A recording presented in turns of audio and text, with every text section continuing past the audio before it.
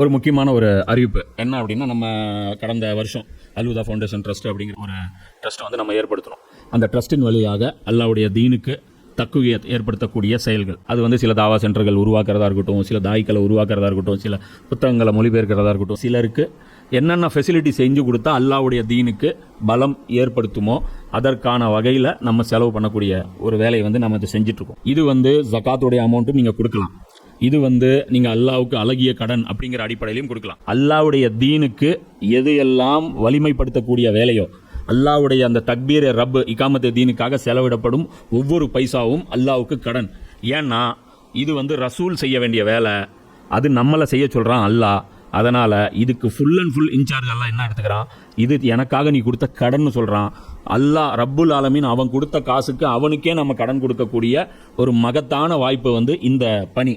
இந்த பணியை வந்து நம்ம செய்கிறோம். இந்த ஒரு பணியை மட்டும்தான் நம்ம செய்கிறோம். அல்லாஹ்வுடைய தீனை சரியான விதத்தில் முஸ்லீம்களுக்கு புரிய வைத்து அதன் மூலமாக அல்லாஹ்வுடைய தீனை வந்து வலுப்படுத்துவது, இந்த ஒரே இலக்குக்காக நாம் வந்து இந்த ஒரு ட்ரஸ்ட் வச்சுருக்கோம். இதுடைய பொருளாதாரம் நிறைய தேவைப்படுது. இப்போ வேலை செய்யத்தான் நமக்கு முதல்ல ஒரு நிலம் மட்டும் வாங்குறதுக்கு, ஒரு பில்டிங் கட்டுறதுக்கான பணி மட்டும் இருந்தால் போதும்னு நினச்சோம். ஆனால் சர்க்கிள் பெருசாக ஆக நிறைய பணம் தேவைப்படுது. நீங்கள் எந்த அளவுக்கு கான்ட்ரிபியூட் பண்ணுவீங்களோ அந்த அளவுக்கு நாமளும் வந்து அந்த வேலைகளை வந்து சிறப்பான முறையில் செய்ய முடியும். அதனால் ஒவ்வொருத்தரும் உங்களால் முடிஞ்ச உங்களுடைய பங்களிப்புகளை இந்த ரமலான் மாதத்தில் இன்ஷா அல்லாஹ் நீங்கள் கொடுங்க. அஸ்ஸுபில்லாஹி மினஷ் ஷைத்தானிர் ரஜீம். பிஸ்மில்லாஹிர் ரஹ்மானிர் ரஹீம். இன்னல் ஹம்துலில்லாஹ் நஹ்மதுஹு நஸ்தஈனுஹு நஸ்தக்ஃபிருஹு வனுமினு பிஹி வனதவக்கலு அலைஹி வனஊஸு பில்லாஹி மின் ஷுரூரி அன்ஃபுஸினா வ மின் ஸய்யிஆத்தி அமாலினா மை யஹ்தியுல்லாஹு ஃபலா முஸில்ல லஹு வ மை யுضلில்ஹு ஃபலா ஹாதிய லஹு வஅஷ்ஹது அல்லா இலாஹா இல்லல்லாஹு வஹ்தஹு லா ஷரீக லஹு வஅஷ்ஹது அன்ன முஹம்மதன் அப்துஹு வ ரசூலுஹு. அம்மா பஅத். அல்லாஹும்ம ஸல்லி அலா முஹம்மதின் வ அலா ஆலி முஹம்மதின் கமா ஸல்லைத அலா இப்ராஹீம வ அலா ஆலி இப்ராஹீம இன்னக ஹமீதும் மஜீத். அல்லாஹும்ம பாரிக் அலா முஹம்மதின் வ அலா ஆலி முஹம்மதின் கமா பாரக்த அலா இப்ராஹீம வ அலா ஆலி இப்ராஹீம இன்னக ஹமீதும் மஜீத். ரப்பி ஷ்ரஹ் லி ஸத்ரி வயஸ்ஸிர் லி அம்ரி வஹ்லுல் உக்தத்தம் மின் லிசானி. நபி ஸல்லல்லாஹு அலைஹி வஸல்லம் அவர்கள் அனுப்பப்பட்ட நோக்கம் அப்படிங்கிற ஒரு சப்ஜெக்டில் வந்து கடந்த ஒரு 2 மாதத்துக்கு முன்னாடி பேசியிருந்தோம். அது வந்து ரசூலுல்லாஹ்வுடைய வருகையின் நோக்கம் என்ன அப்படிங்கிறது. அப்போ அந்த தலைப்பில் வந்து பார்த்திங்கன்னா தனியாக ஒரு பிளேலிஸ்ட்டே போட்டிருப்போம். இது வந்து ரசூலுல்லாஹ்வுடைய அந்த பணியை பொறுத்த வரைக்கும் ஷார்ட்டாகவும் பேசலாம், விரிவாகவும் பேசலாம். ஸோ அதில் ஒரு விஷயத்தை வந்து நம்ம வந்து பதிவு செஞ்சுருப்போம். என்ன அப்படின்னா, நபி ஸல்லல்லாஹு அலைஹி வஸல்லம் அவர்களுக்கு ஒரு வருகையின் நோக்கம் இருந்தது. நபி ஸல்லல்லாஹு அலைஹி வஸல்லம் அவர்களுடைய நோக்கம் என்ன, அது குர்ஆன் என்ன சொல்லுது. நோக்கம்னு சொல்லிவிட்டு நம்ம ஏதோ ஒன்று கற்பனை பண்ணிக்கிறதுக்கோ, அது உதாரணத்துக்கு ஈசா நபி ஒரு நோக்கத்துக்கு வரப்பட்டு இவங்க ஒரு நோக்கத்தை ஃபிட் பண்ணாங்க பின்னாடி, அது இறை மகன்னு ஒத்துக்கிட்டால் போதும், பலி கொடுத்தாருன்னு ரத்தம் சிந்தினார்னு நம்புனா போதும், உங்களுக்கு வந்து பாவ மன்னிப்பு கிடச்சிரும் அப்படின்னு. இது வந்து அந்த நபி அனுப்பப்பட்ட நோக்கத்தையே அவங்க தவற வர்றது. அது மாதிரி நபி ஸல்லல்லாஹு அலைஹி வஸல்லம் அவருடைய நோக்கத்தை பொறுத்த வரைக்கும் குர்ஆனே வந்து டிஸ்கிரைப் பண்ணுது. ஸோ அதில் என்ன சொல்லுது, அதில் வந்து என்னென்ன விஷயங்கள் அம்சங்கள் வந்து அடங்கியிருக்கு, அதில் இன்னொரு போர்ஷனும் அதில் பாதி இருக்குது. ஒன்று நபி ஸல்லல்லாஹு அலைஹி வஸல்லம் அவர்களுடைய நோக்கம், இன்னொன்று நபி ஸல்லல்லாஹு அலைஹி வஸல்லம் அவருடைய வருகையின் நோக்கம், இன்னொன்று அந்த வருகையின் நோக்கத்தை வந்து எவ்வாறு நபி ஸல்லல்லாஹு அலைஹி வஸல்லம் அவர்கள் நிறைவேற்றினார்கள். இது ஒரு முக்கியமான விஷயம். அதுவும் வந்து குர்ஆனே வந்து பேசுது. சரியா? அப்போது அதில் வந்து மொத்தம் வந்து 4 அம்சங்கள் அதில் சொல்லப்பட வேண்டிய விஷயங்கள். அதில் ஒரு அம்சத்தை மட்டும் தனியாக ஸ்பெசிஃபையாக எடுத்து ஹிக்மத்துங்கிற ஒரு டாப்பிக்காக தனியாக அதுவும் பேசிடணும். ஏன்னா ரசூலுல்லாஹ்வுடைய அந்த பணியில் ரசூலுல்லாஹ் அந்த பணியை வந்து எப்படி வந்து செஞ்சாங்க அப்படிங்கிற அந்த விஷயத்தில் வந்து ஹிக்மத்துடைய பங்கு என்ன இருக்குது அப்படிங்கிறத அதை தனியாகவே அந்த 4 அம்சங்களில் ஒரு அம்சத்தை மட்டுமே அதை வந்து தனியாகவே வந்து விவரித்து வந்து போட்டாச்சு. அப்போ மீதி இருக்கிறது ஒரு 3 விஷயங்கள், அதோடைய சுருக்கமான பதிவுகள் தான் இப்போது இன்றைக்கி வந்து நம்ம பார்க்குறோம். அப்போ இதில் முக்கியமான இன்னொரு விஷயம் என்ன அப்படின்னு பார்த்தீங்கன்னா, அப்போ அந்த பதிவுகளில் சொல்லாத இன்னொரு விஷயம் கூடுதலாக, அதாவது நபி ஸல்லல்லாஹு அலைஹி வஸல்லம் அவர்களின் பணி, அந்த பணியுடைய தன்மை எவ்வாறானது, அதாவது அந்த பணி வந்து எப்படிப்பட்ட வேலை அப்படிங்கிறத பற்றி குர்ஆன் வந்து என்ன சொல்லுது அப்படிங்கிறத ஒரு கோணத்திலும் சொல்லியிருப்போம். அதனுடைய இன்னொரு ஆங்கிளும் அதில் இருக்குது.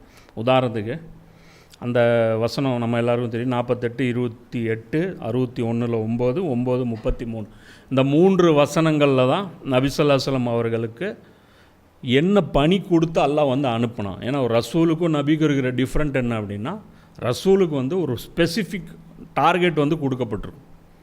அதாவது எப்படி வந்து ஒரு கம்பெனியில் வேலை செய்கிறான், டார்கெட் இல்லாமல் வேலை செய்கிற கம்பெனிஸ் இருக்குது, டார்கெட் பேஸ்டு கம்பெனிஸ் இருக்குது. இந்த டார்கெட் அச்சீவ் பண்ணிட்டு தான் வரணும் அப்படிங்கிற, அப்போ அவங்க மேலே அழுத்தம் வந்து ஜாஸ்தியாக இருக்கும்.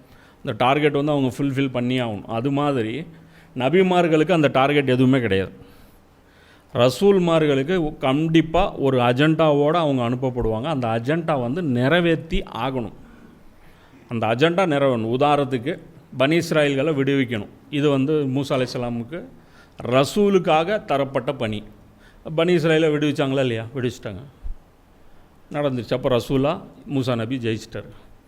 அப்போது நூஹ் அலைஹிஸ்ஸலாமுடைய சமூகம், அந்த சமூகம் வந்து சிலை வழிபாடு செஞ்சிட்டு இருந்தது. சிலை வழிபாடை கைவிட சொல்லி அல்லாஹ் வந்து அனுப்பினான். சிலை வழிபாடு கைவிடப்பட்டுச்சா இல்லையா? கைவிடப்பட்டுருச்சு. அது எந்த வடிவத்தில் வேணாலும் இருக்கும். ஒன்று அந்த சிலைகளை வந்து வேணான்னு அந்த மக்கள் விட்டாலும் சரி, அல்லது அந்த மக்களோடு சேர்த்து அந்த சிலைகளும் அப்புறப்படுத்தப்பட்டாலும் சரி, அதுதான் அந்த ஃபார்மேட்டில் தான் அதை வந்து அல்லாஹ் வந்து மொத்தத்தில் வேலை முடிஞ்சுதா இல்லையா? மிஷன் கம்ப்ளீட்டடாக இல்லையா? Mission completed. அப்படி பார்க்கும்போது பார்த்திங்கன்னா லூத் அலைஹிஸ்ஸலாமுடைய காலத்தில் என்ன, ஓரின சேர்க்கையை கைவிடணும். கைவிட்டாங்களா இல்லையா? விட்டாங்க. அந்த ஊரில் அதுக்கப்புறம் ஓரின சேர்க்கை நடந்துச்சா? இல்லை, நின்றுச்சு. புரியுதா இல்லையா? அது எப்படி நின்றுச்சு அது வேறு விஷயம். அதாவது அந்த குற்றம் கைவிடப்பட்டதா அல்லது குற்றவாளிகள் அப்புறப்படுத்தப்பட்டார்களா? மொத்தத்தில் அந்த இடத்துல இனிமேல் அந்த குற்றம் நடக்கலை. அது ரசூலுக்கு கொடுக்கப்பட்ட டாஸ்க். ஏன்னா ரசூலுடைய டாஸ்க்கு கம்பல்சரி நிறைவேறணும். ஒன்று அந்த ரசூலே செய்யணும், அல்லது ரசூல் சார்பாக அல்லாஹ் செஞ்சிடும். ரசூலுக்கு பேக்கப்பில் ஃபுல்லாக அல்லாஹ் இருக்கும்.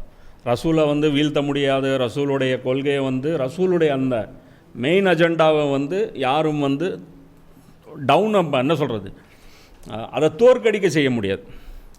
அதனால தான் பார்த்தீங்கன்னா சூனியக்காரர்கள் வரும்போது அவங்க தான் தோற்று போனாங்க.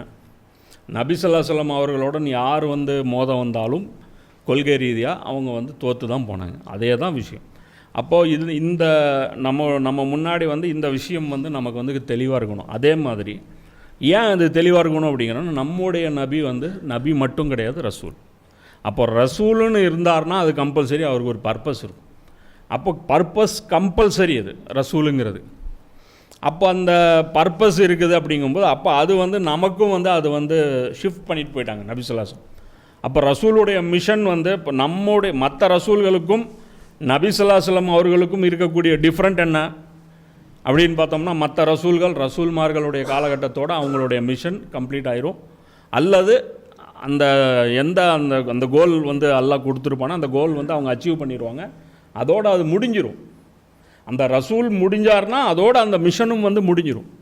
ஆனால் நமக்கு மட்டும்தான் நபி ஸல்லல்லாஹு அலைஹி வஸல்லம் அவர்கள் மரணித்ததுக்கப்புறம் அந்த மிஷன் வந்து கண்டினியூ ஆகுது. அப்போது வெயிட் முதல்ல நம்ம புரிஞ்சுக்கணும். அப்போ ரசூலுடைய மிஷன் வந்து நபி ஸல்லல்லாஹு அலைஹி வஸல்லமுடைய மிஷனை பொறுத்த வரைக்கும் அதை சுமந்துக்கிட்டு நம்ம வந்து ட்ராவல் பண்ண வேண்டியது இருக்குது. அப்போது நம்ம வந்து எந்த அடிப்படையில் கொண்டு போகிறோம்? நுபுவத்துடைய அந்த பணியை தூக்கிட்டு போகிறோமா, ரிசாலத்துடைய அந்த பணியை தூக்கிட்டு போகிறோமா? கிட்டத்தட்ட சொல்லப்போனால் ரெண்டுமே தான் டேக் ஓவர் பண்ணுறோம்.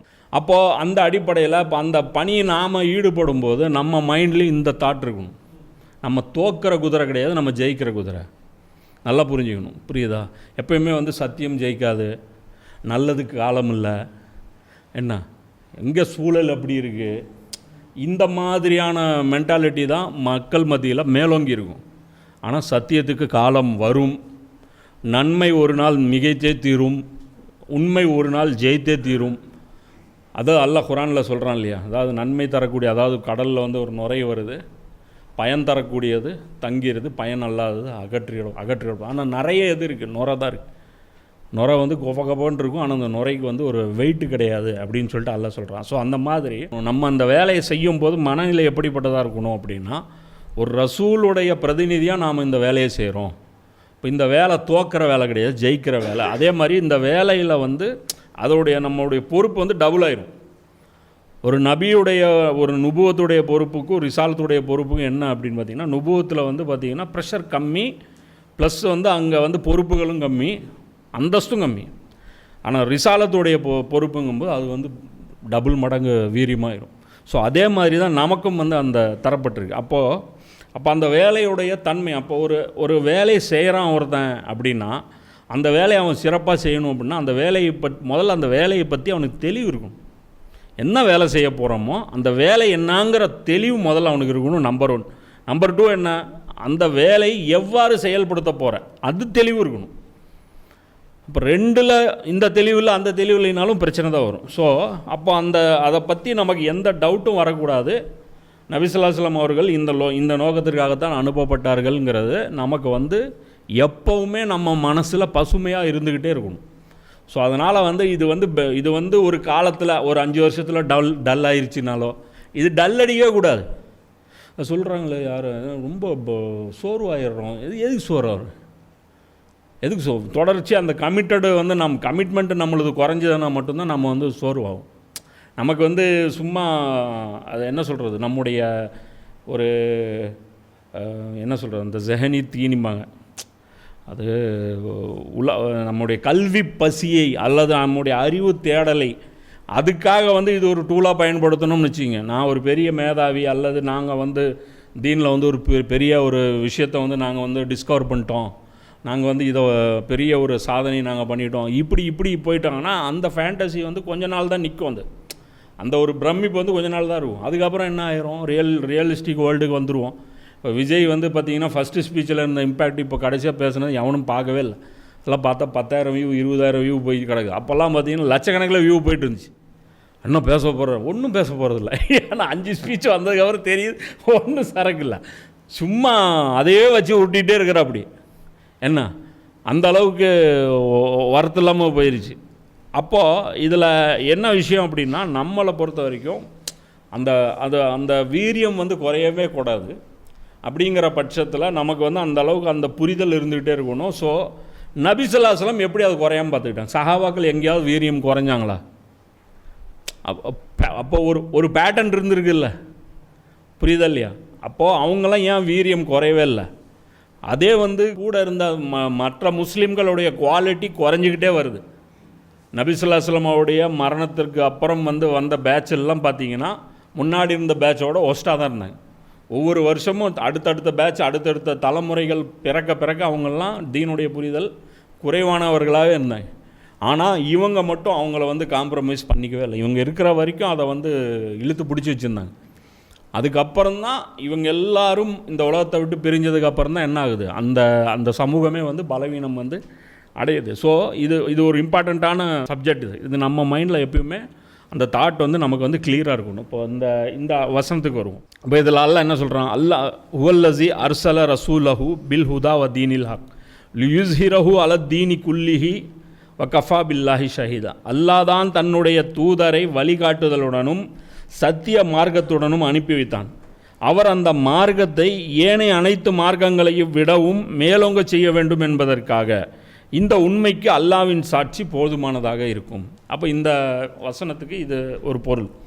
அப்போ இதை வச்சு நிறைய விளக்கங்கள் வந்து நான் போன பதிவில் வந்து கொடுத்துருந்தோம். இதில் இன்னொரு ஆங்கிளும் இதில் இருக்குது. இப்போ உதாரணத்துக்கு பரவலாக காணப்படக்கூடிய விளக்கம் இந்த விளக்கம். இப்போ நீங்கள் இப்போ நான் படித்த இந்த மொழியாக்கம் பார்த்தீங்கன்னா, நீங்கள் எந்த குரான் தமிழில் பார்த்தீங்கன்னாலும் இந்த மொழியாக்கம் தான் கிட்டத்தட்ட பண்ணியிருப்பாங்க. அதாவது எல்லா மார்க்கங்களை விட இந்த மார்க்கம் வந்து மேலோங்க வைக்க வேண்டும் அப்படிங்கிறது. அப்போது இதுக்கு இன்னொரு விளக்கங்களும் இருக்குது. இதில் வந்து இன்னொரு விளக்கம் என்ன அப்படின்னு பார்த்தீங்கன்னா, லியூஸ்ஹிரஹு அலத்தீனி குல்லி. எல்லாம் என்ன சொல்கிறான், லியூஸ்ஹிரா அப்படின்னா ஜாஹிர் அப்படின்னா அது வந்து மேலோங்க செஞ்சது. அது வந்து லியூஸ்ஹிரஹு அலத்தீனி குல்லி, அனைத்து தீன்களின் மீதும் அப்படிங்கிறது ஒரு மீனிங்கு. அலத்தீனி குல்லிஹி என்பதற்கு இன்னொரு மீனிங் என்ன அப்படின்னா, மார்க்கத்தை முழுமையாக நிலைநாட்டுவது. ஒன்று, அனைத்து தீன்களை விடவும் இந்த தீன் வந்து டாமினண்ட்டில் வந்துடணும். இதுவும் அதோடைய ஒரு மீனிங் தான். புரியுதா இல்லையா? இப்போ உதாரணத்துக்கு தீனுங்கிறது நம்ம சொல்லியிருப்போம். அதாவது கேபிட்டலிசம் ஒரு தீனு, கம்யூனிசம்ங்கிறது ஒரு தீனு, மக்களாட்சிங்கிறது ஒரு தீனு, மன்னராட்சிங்கிறது ஒரு தீன். இந்த தீன் ஒரே ஊரில் 2 தீனுக்கு பாசிபிலிட்டிஸே கிடையாது. மன்னராட்சி இருந்தால் மக்களாட்சி இருக்காது, மக்களாட்சி இருந்தால் மன்னராட்சி இருக்காது, மன்னருக்கு அதிகாரம் இருந்தால் மக்களுக்கு அதிகாரம் இருக்காது, மக்களுக்கு அதிகாரம் இருந்தால் மன்னருக்கு அதிகாரம் இருக்காது. இது ஒரு புரிதல். அதே இது இன்னொரு விஷயம் என்ன, மற்ற எல்லா தீன்களை விட இஸ்லாம் மேலோங்க விரும்புதா? ஆமாம், விரும்புது. ரூலிங்கில் தான் இஸ்லாம் இருக்கணும்னு விரும்புதா? ஆமாம், ரூலிங்கில் தான் இருக்கணும். ரூலிங்கில் இருந்தால் தான் இஸ்லாம் தீனு, ரூலிங்கில் இல்லைன்னா அது மதம். இதுதான் இஸ்லாம் சொல்லக்கூடிய விஷயம். இதுதான் குர்ஆன் சொல்லக்கூடிய, இந்த வசனம் சொல்லக்கூடிய விஷயம். இதை தான் நபி ஸல்லல்லாஹு அலைஹி வஸல்லம் அவர்களும் இதை நடைமுறைப்படுத்தினாங்க. அதோடைய இன்னொரு அம்சம் என்ன அப்படின்னு பார்த்தோம்னா, தீனி குல்லிஹி அப்படின்னா தீன் முழுவதும் அல்லாஹ்வுக்கு ஆகிவிடுவது. புரியுதா இல்லையா? அப்போது தீனுடைய துறைகள் இருக்குது. தனிநபர், ஃபேமிலி, சமூகம், அரசியல், பொருளாதாரம், குற்றவியல், இது மாதிரியான விஷயங்கள், இந்த மாதிரியான அந்த சமூக துறைகள் இருக்குது பாருங்கள். அதாவது சமூகம்னா என்ன, மனிதர்கள் அனைவரும் சேர்ந்து வாழ்வது சமூகம். அப்போது சமூகம் இப்போ சேர்ந்து தான் வாழ முடியுமா? தனித்தனியாக வாழ முடியாது. ஏன்? இந்த நகர கட்டமைப்பு அப்படி தான் இருக்குது. இன்றைக்கி உலக கட்டமைப்பு அப்படி போயிடுச்சு. சமூகமாக இன்றைக்கி நம்ம எல்லோரும் விரும்பினாலும் விரும்பலைனாலும் சேர்ந்து தான் வாழணும். இன்றைக்கி ஒரு நாடு மட்டும் இல்லை, ஒரு நாட்டுடைய நிர்பந்தம் மட்டும் இது இல்லை, உலகத்துடைய நிர்பந்தமாக இன்றைக்கி ஆயிடுச்சு. இன்றைக்கி நீங்கள் ஈரானை அவாய்ட் பண்ணிட்டு நீங்கள் வாழவே முடியாது. ஏன்? அந்த வழியாக கப்பல் போகணும், அந்த வழியாக கப்பல் போய் ஆகணும். நீங்கள் ஈரானை நான் எனக்கு பொருட்படுத்தலை அப்படின்னா அந்த ப்ரெஷர் உங்கள் மக்கள் மேலே பாதிப்படும்.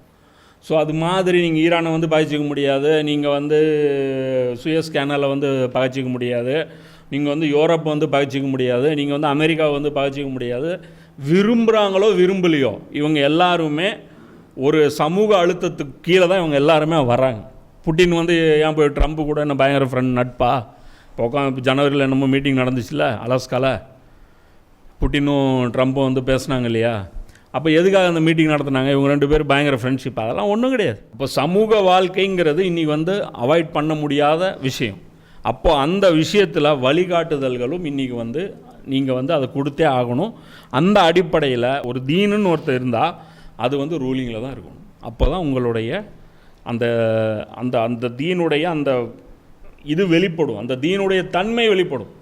நீங்கள் என்ன சொல்கிறீங்க அப்படிங்கிறது, உங்களுடைய அந்த ஃபிலாசபி, உங்களுடைய ஐடியாலஜி என்னங்கிறது அதோடைய வெளிப்படையாக அதோடைய தன்மைகள் வெளிப்படும். அந்த அடிப்படையில் பார்க்கும்போது இந்த இடத்துல அல்லாஹ் என்ன சொல்கிறான், தீனி குல்லிஹி அப்படிங்கிறதுக்கு முழு தீனும் அல்லாஹ் குறித்தாகும் வரை ஆக்குவது தான் நபிக்கு கொடுக்கப்பட்ட பணி.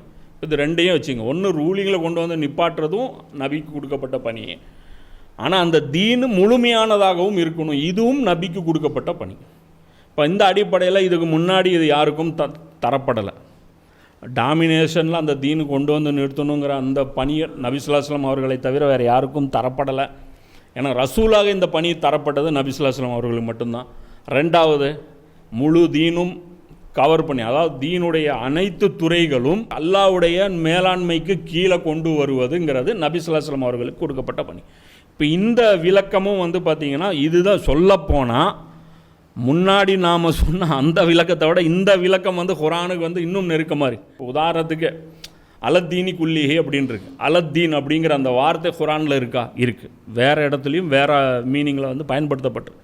அப்போ அந்த இடத்துல என்ன பொருளில் பயன்படுத்தப்பட்டிருக்கு அப்படிங்கிற பட்சத்தில் பார்க்கும்போது, உதாரணத்துக்கு 8வது அத்தியாயத்தில் 39வது வசனம் அல்லாஹ் சொல்கிறான், கலகம் இல்லாமல் ஒளிந்து தீன் முழுவதும் அல்லாஹ்வுக்கே உரித்தானதாகும் வரை நீங்கள் இந்நிராகரிப்பாளர்களுடன் போர் புரியுங்கள். அல்லாஹ் என்ன சொல்கிறான்? கலகம் இருக்கக்கூடாது. கலகம்னா என்ன? ரெசிஸ்டன்ஸ், அதாவது கிளர்ச்சி. அதாவது அல்லாஹ் ஒன்று சொல்கிறான், நாங்கள் கேட்க மாட்டோம், கிளர்ச்சி பண்ணுறோம். இப்போ கிளர்ச்சியாளர்கள்னால் யார்? அரசுக்கு எதிராக யார் கிளர்ச்சி பண்ணுறானோ அவன் தான் கிளர்ச்சியாளன். சும்மா வீட்டில் ஒரு அப்பாவுக்கு எதிராக ஒருத்தன் கிளர்ச்சி பண்ணி விட்டான், பையன் கோச்சிட்டு போயிட்டான், இது கலகமா? பெரிய கலகமா? இது பெரிய கலகம்லாம் கிடையாது. பையன் காணாமல் போய்விட்டாருமா, ஓடி போய்விட்டாருமா, இப்படி தான் நியூஸ் போடுவான். இதே ஒருத்தன் கலகம் செஞ்சான் அப்படின்னா அவனுக்கு பார்த்தீங்கன்னா யூஏபி ஆக்டில் போடுவாங்க. அவனை கலகம் செஞ்சுருக்கான். ஏன்னா இவன் அரசாங்கத்துக்கு எதிராக கேள்வி எழுப்பியிருக்கான், கேட்கக்கூடாத கேள்விகள் கேட்டிருக்கான். எல்லா கொஸ்டினும் பண்ண முடியுமா குடிமகனாக? நம்மளால் பண்ண முடியாது. நிறைய இப்போ நமக்கு அந்த துறை சார்ந்து நமக்கு அறிவு இல்லாதனால நமக்கு தெரியறதில்ல. குடிமகனுக்கு இங்கே பாடம் நடத்தப்படுறதே கிடையாது. குடிமக்களுடைய பொறுப்புகள் யார்கிட்டயே கேளுங்க பாருங்க, தெரியாது. அரசியல்வாதிகளுடைய பொறுப்பு வேணும், எல்லோரும் தெரிஞ்சு வச்சுருப்போம். என்ன பண்ணுவோம், இந்த மாதிரி வந்து பாரபட்சம் இல்லாமல் நடந்துக்கணும், மக்களுடைய அந்த சிரமங்களை வந்து நீக்கணும், மக்களுடைய தேவைகளை வந்து பூர்த்தி செய்யணும், அடிப்படை வசதிகளை வந்து செய்து கொடுக்கணும், இந்த மாதிரியான கடமையெல்லாம் தெரியும். குடிமகன் என்ன செய்யணும், குடிமகன் வந்து எதெல்லாம் செஞ்சிடவே கூடாது, அதெல்லாம் ரூல்ஸ் இருக்கா, ரூல்ஸ் இருக்குது. அது நீங்கள் வந்து வயலேஷன் பண்ணும்போது உங்களை கூப்பிட்டு போய் அப்போ வேணால் பாடம் நடத்துவாங்க, நீ எதுவும் பண்ணியிருக்கக்கூடாது அப்படிங்கிறது. ஆனால் கண்டிப்பாக அதெல்லாம் இருக்குது. இப்போ உதாரணத்துக்கு தேசப்பிதாவை திட்டக்கூடாது, தேசிய கொடியை வந்து அவமானப்படுத்தக்கூடாது, தேசிய வந்து ஸ்டாம்ப் இருக்குல்ல அதை வந்து கிழிச்சு போடக்கூடாது, ரூபா நோட்டை வந்து கிழிச்சு போடக்கூடாது, தேசிய சின்னங்களை வந்து அவமதிக்கக்கூடாது, தேசிய கீதத்தை வந்து அவமதிக்கக்கூடாது. இது மாதிரி நிறைய அவங்க ரூல்ஸ் வச்சுருக்குறாங்க. அப்போது இது எதுக்காக அது சொல்கிறேன் அப்படின்னா, கலகம்னா முதல்ல என்னன்னு புரிஞ்சுக்கணும். கலகம்னாலே அது வந்து ரூலிங்கு, அரசனுக்கு எதிராக பண்ணுறது அல்லது ஆட்சிக்கு எதிராக பண்ணுறது தான் கலகம். அப்போ அந்த அடிப்படையில் அல்லாஹ் என்ன சொல்கிறான், கலகம் எனக்கு எதிராக இருக்கவே கூடாதுங்கிறான். இருக்கக்கூடாது, தீன் முழுவதும் அல்லாஹ்க்கே உரிதாகணும் ஆகணும்.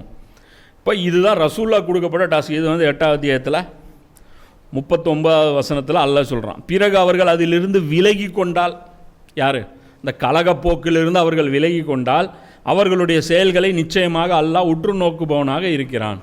அப்போ இந்த இடத்துல அல்லாஹ் என்ன சொல்கிறான், அலத்தீனிக்குள்ளி, இந்த இடத்துல அதே வார்த்தை தான் இந்த இடத்துல வருது.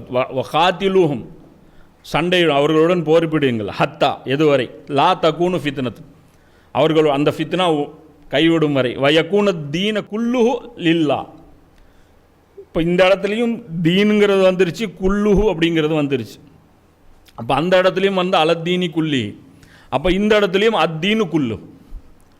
அப்போ இந்த ரெண்டும் மீனிங் மேட்ச் பண்ணும்போது என்ன ஆகுது, அனைத்து துறைகளிலும் அல்லாஹ்வுடைய ஹாக்கிமியத்தை நிலைநிறுத்துவது நபி ஸல்லல்லாஹு அலைஹி வஸல்லம் அவர்களுக்கு தரப்பட்ட பணி. அப்போ அந்த அடிப்படையில் பார்க்கும்போது இது வந்து பர்ஃபெக்டாக மேட்ச் ஆகுது.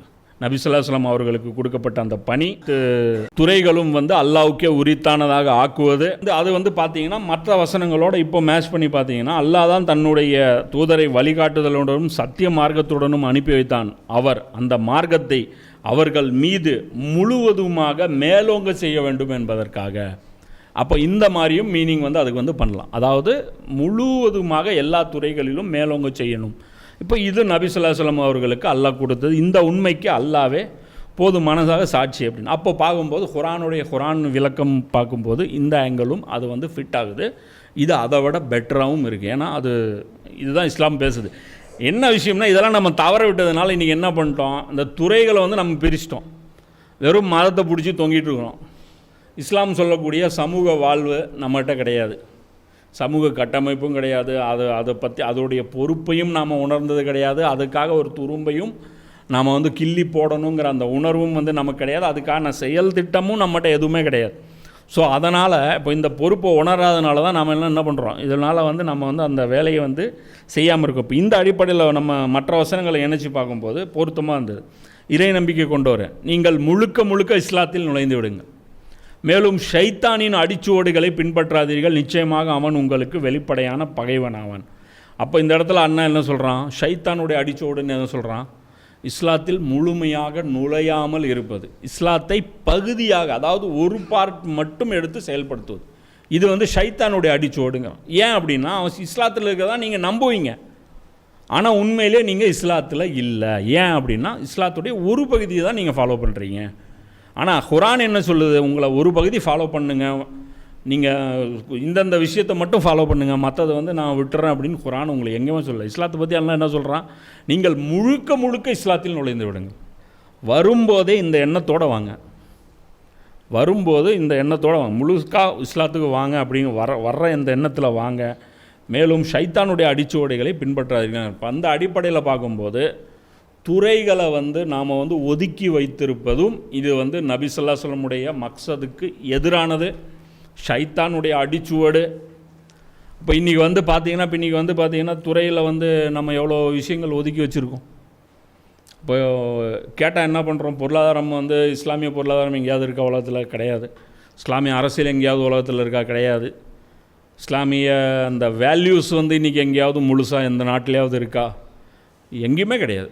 அப்போ அந்த அடிப்படையில் பார்க்கும்போது சமூக வாழ்வில் ஏராளமான துறைகள் வந்து இன்றைக்கி இஸ்லாமிய நாடுகள்னு சொல்லிட்டு இருக்கிறவங்ககிட்ட கூட அந்த துறைகள் வந்து அல்லாஹ்வுடைய கண்ட்ரோல், அல்லாவுடைய இத்தாத்துக்கு கீழே அது இல்லை.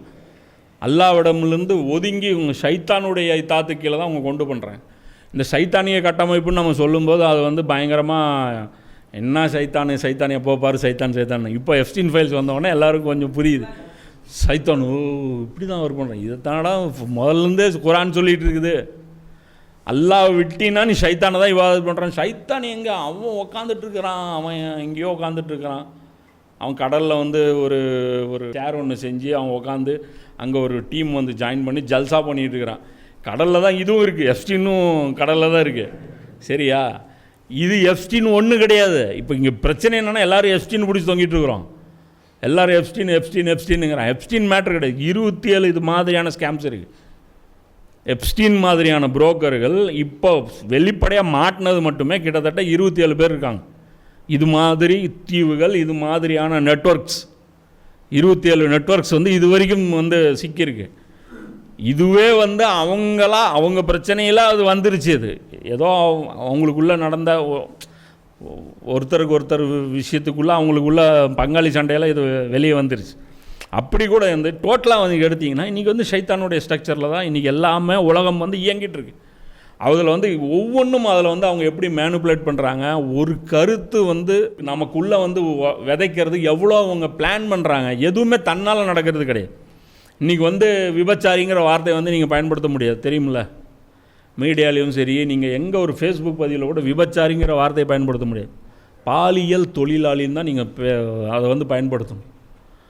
புரியுதுங்களா? அதே மாதிரி வந்து ஒரு கண்ணிய குறைவாக ஓரின எச்சரிக்கையாளரை வந்து நீங்கள் கண்ணிய குறைவாக வந்து பேச முடியாது. அவர் வந்து தன் பாலின ஈர்ப்பாளர், அதுக்கு என்ன அது மாதிரி இது மாதிரி தன் பாலின ஈர்ப்பாளர் அப்படிங்கிறது அதெல்லாமே நார்மலைஸ் பண்ணுறாங்க. அதில் வந்து அந்த எப்ஸ்டீன் ஃபைல்ஸில் வந்து ஒரு கன்வர்சேஷன் இருக்குது. ஒருத்தன் வந்து சொல்கிறான், என்ன சொல்கிறான் அப்படின்னா, குழந்தைகள்லேருந்தே இது வந்து எல்ஜிபிடிக்யூ வந்து இன்ஜெக்ட் பண்ணணும் அப்படிங்கிறான். அது ஒரு கன்வர்சேஷன் நடக்குது. அந்த கன்வர்சேஷனோட சரியாக ஞாபகம் இல்லை. அதில் அவன் சொல்கிறான் இது வந்து குழந்தைகள்லேருந்தே பண்ணணும் அப்படிங்கிறான். அவன் பேசுகிற ஆள் சாதாரண ஆள் கிடையாது. அவங்க 2 பேரும் பேசிக்கிற ஆள் பயங்கரமான ஒரு பொறுப்பில் இருக்கிற ஒருத்தன் வந்து சொல்கிறான். அதை வந்து அவங்க டியூன் பண்ணுறாங்க. அந்த சினிமாலையாக இருக்கட்டும், அந்த வந்து அந்த நாடகங்களையாக இருக்கட்டும், கார்ட்டூன்ஸ்லையாக இருக்கட்டும், இது வந்து குழந்தைகள்லேருந்தே அதை இன்ஜெக்ட் பண்ணுறாங்க. எல்ஜிபிடிங்கிறது கார்ட்டூன் கேரக்டர்ஸ்லேயே கொண்டு வந்து இன்ஜெக்ட் பண்ணி அந்த குழந்தைங்களுக்கு வந்து அப்படி ஒன்று இருக்குது அப்படிங்கிறது. தான் வந்து ஆணாக இருந்தால் கூட பெண்ணாக உணரலாம், அது தப்பு கிடையாது.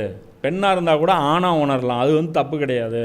இதுவும் வந்து ஒரு நார்மலான வாழ்க்கை தான் அப்படிங்கிறது வந்து அவங்களுக்கு டியூன் பண்ணுங்கிறதுக்காக அவ்வளோ இன்ஜினியரிங் வந்து அவங்க பண்ணுறாங்க. அவங்க பிளானிங்கு, அவங்க ஒர்க்கிங் ஸ்டைலு எதுவுமே வந்து இப்படி உட்காந்து தர்பியா கிளாஸ் நடத்தி இது மாதிரி வெளிப்படையாக இப்போ நம்மகிட்ட சொல்கிறாங்க, வெளிப்படையாக பண்ணணும், அது பண்ணும் இது பண்ணும் அப்படின்னு எல்லாரும் சொல்கிறாங்க. அதான் கரெக்டும் கூட, அது வேறு விஷயம். ஆனால் இவங்களுடைய அந்த வண்டவாளத்தெல்லாம் வெளிப்படையாக பேசுகிறானுங்களா? இவங்களுடைய அந்த கன்வர்சேஷன் வெளிப்படையாக அவனுங்க விட்டானுங்கன்னா நாரி போயிடும். ஒரு சாம்பிள் வெளியே வந்த இவங்கெல்லாம் யார்? நரமாமிசம் சாப்பிடுபவர்கள், குழந்தைகளை பலி கொடுப்பவர்கள், தீய சக்திகளை வணங்குபவர்கள். நீங்கள் யாரெல்லாம் ஹீரோன்னு நீங்கள் நினச்சிட்டீங்களோ இவங்க எல்லாருமே இதுதான். ஒரே நெட்வொர்க்காக இயங்குறாங்களும் புரியுதா இல்லையா? விளையாட்டு வீரன், இசை, பெரிய ஒரு பாப் இசை, அந்த மாதிரியான செலிப்ரிட்டிஸு, அப்போ இன்னும் இருக்கிற சோஷியல் இன்ஃப்ளூயன்சர்ஸ் ஆட் பண்ணிக்கங்க, ஸ்போர்ட்ஸ் ஸ்டார் எடுத்துக்கங்க, சினிமா ஸ்டார் எடுத்துங்க, பொலிட்டிஷியன்ஸ் எடுத்துங்க, பேங்கர்ஸ் எடுத்துக்கங்க, ஆலிம்கள் எடுத்துக்கங்க, எல்லாமே எடுத்துங்க. இப்போ காவாவுடைய திரைச்சிலை வந்து போகுது, எதுக்கு போகிறான், எதுக்கு அனுப்புகிறான்? சரி, காவா திரைச்சிலைன்னா ரோட்லேயே விற்கிது சவுதியில். காவாவுடைய கிஸ்வா வந்து அரசு அதிகாரத்தில் இல்லாத ஒருத்தனால வந்து ஆப்ரேட் பண்ண முடியுமா? இப்போ இவனுங்க எல்லாம் இப்படி பண்ணிகிட்டு இருக்கானுங்க. அந்த அடிப்படையில் பார்க்கும்போது அப்போது ஷைத்தானுடைய அடிச்சோடுங்கிறது என்ன? இஸ்லாத்துடைய சில விஷயங்களை ஃபாலோ பண்ணுறது. அப்போ சில துறைகளை ஃபாலோ பண்ணுறது வந்து இஸ்லாத்துடைய, குரானுடைய அது வந்து அப்ரூவலே அதுக்கு வந்து கிடையாது. இதை வந்து அல்லாஹ் சொல்கிறான். ஸோ அந்த அடிப்படையில் பார்க்கும்போதும் நபி ஸல்லல்லாஹு அலைஹி வஸல்லம் அவர்களுடைய அந்த பணின்னு பார்க்கும்போது நமக்கு வந்து தெளிவாக புரியுது. அதாவது முழு தீன், கம்ப்ளீட்டாக எல்லா துறைகளும் அதில் வந்து இருக்கணும். இன்னொரு விஷயம் என்ன, சரி அப்போ மேலவங்க செய்ய வேண்டியது இல்லையா? தீனுன்னாலே 2 விஷயம் வந்து கம்பல்சரி இருக்கணும். ஒன்று, அதிகாரத்தில் இருக்கணும். அதிகாரத்தில் இருந்தால் மட்டும்தான் அது வந்து தீனு. அப்போ நபி ஸல்லல்லாஹு அலைஹி வஸல்லம் அவர்கள் வந்து தீனை கொண்டு வந்தாங்க அப்படின்னா அவங்க 2 விஷயம் கண்டிப்பாக பண்ணி வந்துருக்கணும். ஒன்று, அந்த தீனை வந்து அதிகாரத்தில் கொண்டு போய் நபி ஸல்லல்லாஹு அலைஹி வஸல்லம் வச்சுருந்துருக்கணும். ரெண்டாவது, அதை இவங்களே நடைமுறைப்படுத்தி காமிச்சிருக்கணும். புரியுது? அப்போ நடைமுறைப்படுத்தணும். ஏன்னா ஒரு ரசூலுக்கு ஒரு பணி தரப்பட்டு அவர் வந்து கற்றுக் கொடுக்காமல் போயிட முடியுமா? போக முடியாது, கற்றுக் கொடுத்தே ஆகணும். ஸோ தீனுனாலே இயல்பாக என்ன, அது வந்து ரூலிங்கில் இருந்தே ஆகணும். அந்த அடிப்படையில் பார்க்கும்போது 2 கோணத்துலேருந்து பார்க்கும்போது மேலவங்க செஞ்சுட்டு தான் அவங்க வந்தாகணும். ஏன்னா அவங்களுக்கு தரப்பட்ட அது பணி அப்படிங்கிறது இதுலேருந்து நமக்கு வந்து தெளிவாக புரிஞ்சிக்க முடியும். அந்த அடிப்படையில் தீனுங்கிறது நடைமுறையில் இருக்கணும். ஒரு நிலப்பரப்பில் எத்தனை மதங்கள் வேணாலும் இருந்துக்கலாம், ஆனால் ஒரு நிலப்பரப்பில் ஒரு தீன் மட்டும்தான் நடைமுறையில் இருக்க முடியும். அப்போது இந்த அடிப்படையில் இஸ்லாமுங்கிறது எடுத்திங்கன்னா இது வந்து தீன், இது வந்து மதம் கிடையாது. அப்போ உருதுலேயும் அரபிலையும் வந்து பார்த்திங்கன்னா மத்ஹப் அப்படிங்கிறது இது வந்து பார்த்திங்கன்னா ஃபிக்கு மசாயில்களை வந்து தான் குறிப்பிடும். மதம் அப்படின்னா உதாரணத்துக்கு மதம்னு சொன்னிங்கன்னா உருதுலேயோ இல்லை ஹிந்தியில் கேட்டிங்கன்னா மதமுக்கு என்ன சொல்லுவாங்க? மஸ்ஹப்பும்பாங்க.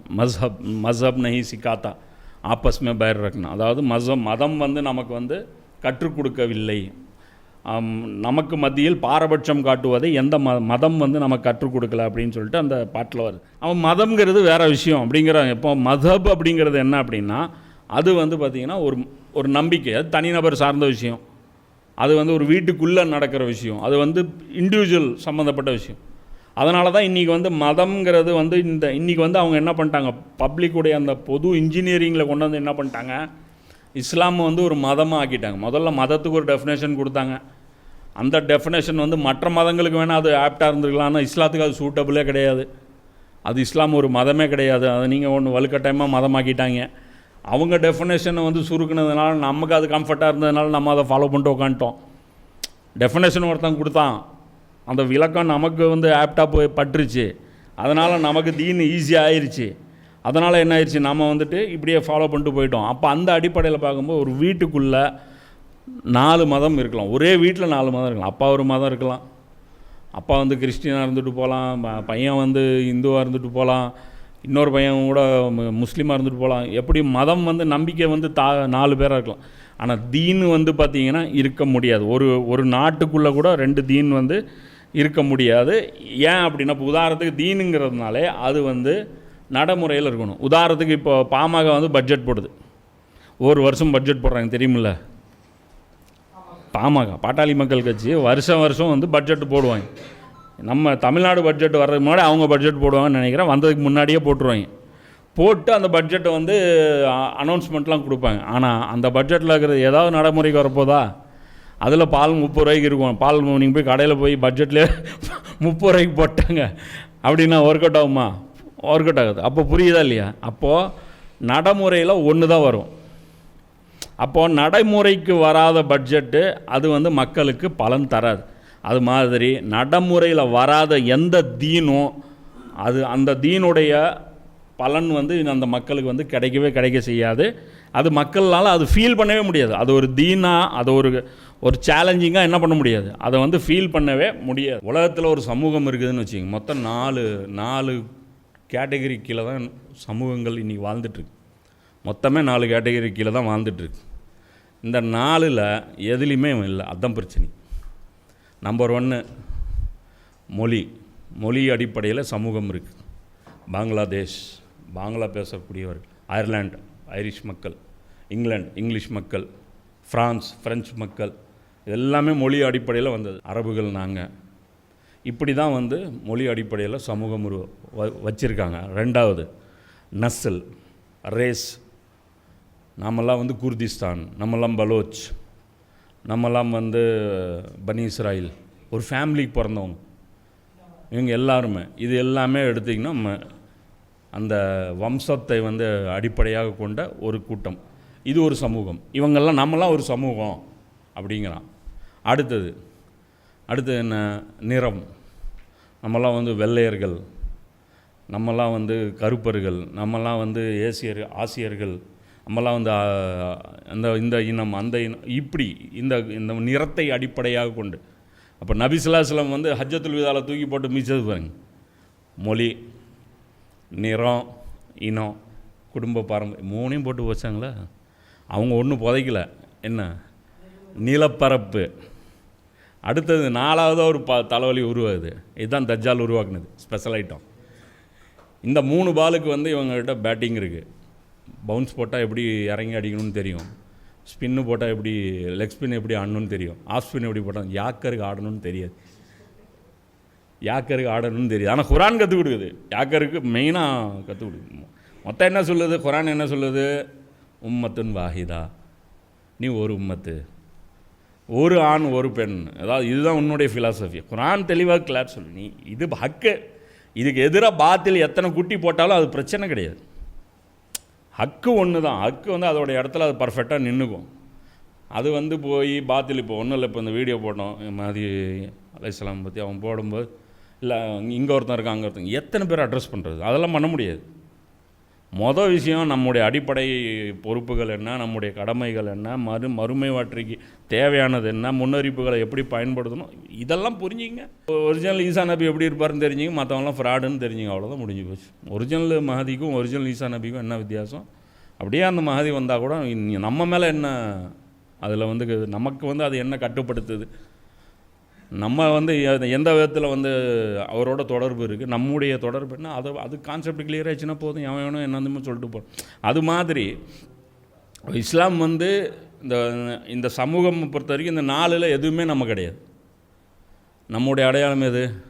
மொழியா, இனமா, நிறமா, நிலப்பரப்பா? எதுலேயும் கிடையாது. அப்போ எங்கேயாவது போய் சேர்ந்துக்க நீங்கள் தான் போகிறீங்க, துரத்தி விட்றான். நம்ம டெய்லி எக்ஸாம் எழுத வேண்டியதாக இருக்குது. தேசபக்தியை எழுதிட்டே இருக்கோம், டெய்லி ஃபெயிலு, ரிஜெக்டடுங்க எழுதிட்டே இருக்கான். யார் ரம்மானு எழுதாத எக்ஸாம் பண்ண இன்னி வரைக்கும் அவருக்கு வந்து அட்மிஷனே கொடுக்க மாட்டேங்கிறாங்க. அவர் சேர்த்திக்க மாட்டேங்கிறான் ஆட்டத்தில். என்னென்னமோ குட்டி களம் அடித்து பார்க்குறான். அவன் கூவலாம் இன்னும் வந்தே மாதரம் வந்து மறுபடியும் தூசி தட்டி எழுத்துட்டு வந்ததே அவன் தான் லான்ச் பண்ணி பயங்கரமாக வாங்கின காசுக்கு மேலே கூவினா. ஆனால் பப்பு கடைசியாக கொண்டே நோ இல்லையே, நான் தர்காவுக்கு போகிற முஸ்லீம் தாங்க, நீங்கள் பயப்படுற முஸ்லீம் நான் இல்லை. முஸ்லீம் டேஞ்சர். நீ குரான் நம்புறியா இல்லையா? நம்புறேன். என்னைக்காக இருந்தாலும் நீ குரானை ஓதி பார்த்துட்டு குரானை எதிர்த்து பேசுவியா? பேச மாட்டேன். அப்போ நீ டேஞ்சர். இல்லைன்னா எங்கள் அளவுக்கு விசுவாசம் காட்டணும். எஃப்ஸ்டீனுக்கு அனுப்புனார்ல, காபாவுடைய திரைச்சிலையே அனுப்பி ப்ரூஃப் பண்ணணும். நீ முர்த்ததில் நம்பர் 1ங்கிறத நீ ப்ரூஃப் பண்ணணும். அதுக்கு மேலே தரங்கட்ட செயல் ஒன்றுமே இருக்கக்கூடாது. காதிமே ஹரமின்னு வேறு என்ன இருக்குது? ஹரமே தூக்கி கொடுத்தாச்சு, அப்புறம் என்ன இருக்குது? காதிமே ஹரமின்னு வேறு என்ன அங்கே இருக்குது? அங்கே என்ன இருக்கும்? நீ விற்று காசு பண்ணுறதுக்கு, அது நீ வந்து நாசம் பண்ணுறதுக்கு அங்கே என்ன இருக்குது? ஒன்றுமே இல்லை. அந்த ஒரு துணி மட்டும்தான் இருக்குது. அதை மட்டும்தான் உன்னால் இது பண்ண முடியும். நமக்கும் அல்லாஹ் மத்தியில் இருக்கிற அந்த அன்பை வந்து தூக்கிட்டானுங்க. எதாக இருந்தாலும் ரூல்ஸ் படி பேசு, ரூல்ஸ் படி செய்கிறேன், இப்படி தான் இருக்குது. அல்லாட்ட இப்படியா பேசுகிறது?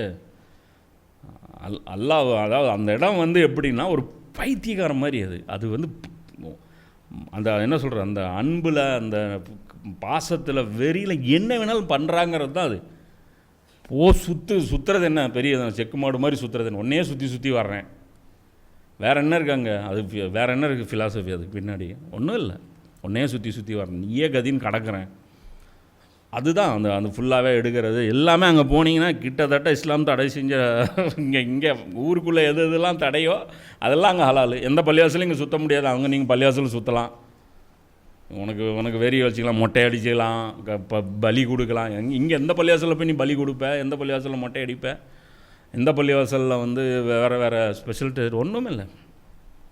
நமக்கு இதெல்லாம் பண்ணணும் அப்படின்னா எல்லாத்துக்கும் அங்கே தான் நம்ம போகணும். அவ்வளோ கிலோமீட்டர் போய் தான் நம்ம அந்த பக்தியை வந்து நம்ம வந்து இது பண்ணணும். ஸோ இங்கே என்ன விஷயம் அப்படின்னா, அப்போது சமூகம் அப்படிங்கிறது நம்முடைய பார்வை நமக்கு கிளியராக இருக்கணும். நீங்கள் எதில் போய் ஜாயின் பண்ணிங்கனாலும் அவங்க வெளியே துப்பிடுவாங்க. உங்கள் சமூகத்தில் உங்கள் ஆட்டத்தில் சேர்த்திக்கவே மாட்டாங்க.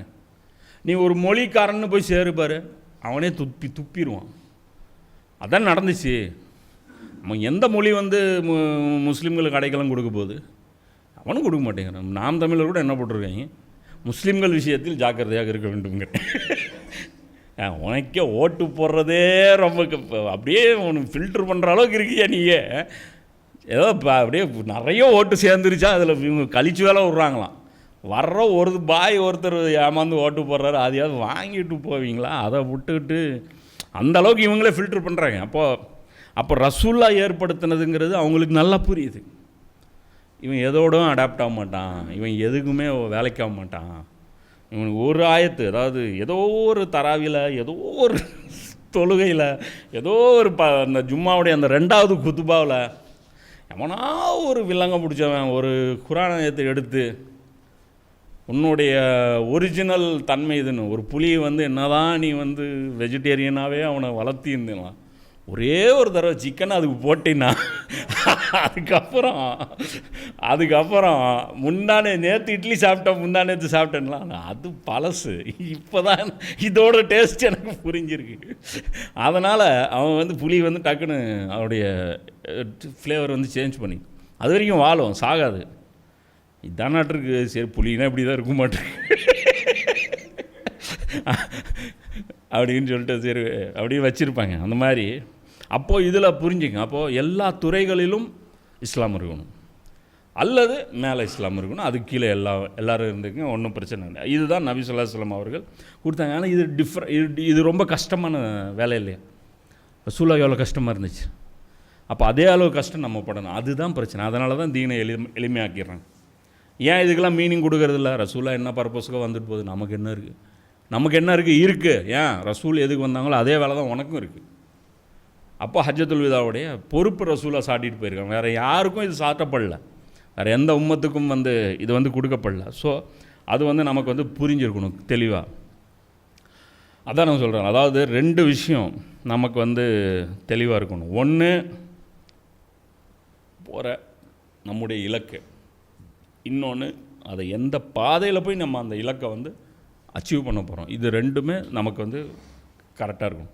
இது தெளிவாக இருக்கிற பட்சத்தில் தான் ரசூலுல்லாஹ் எடுத்த அந்த ப்ரொடக்ஷன் வந்து நம்மளால் எடுக்க முடியும்.